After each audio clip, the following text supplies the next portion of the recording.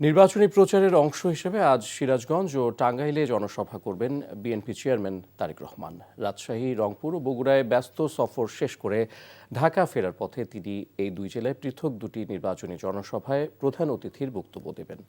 তার এই সফরকে কেন্দ্র করে সিরাজগঞ্জ ও টাঙ্গাইলে নেতা কর্মীদের মধ্যে ব্যাপক উৎসাহ উদ্দীপনার সৃষ্টি হয়েছে।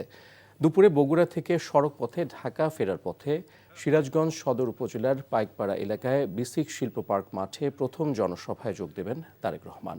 এই জনসভায় তিনি সিরাজগঞ্জের ৬টি আসনে বিএনপি মনোনীত ধানের শীষ প্রতীকের প্রার্থীদের পরিচয় করিয়ে দেবেন। সেখান থেকে টাঙ্গাইলে জনসভায় অংশ নেবেন বিএনপি চেয়ারম্যান। তার আগমন উপলক্ষে টাঙ্গাইল জেলা বিএনপি ব্যাপক প্রস্তুতি গ্রহণ করেছে। দলের কেন্দ্রীয় প্রচার সম্পাদক ও টাঙ্গাইল ৫ আসনের প্রার্থী সুলতান সালাউদ্দিন টুকু পুরো আয়োজনের তদারকি করছেন।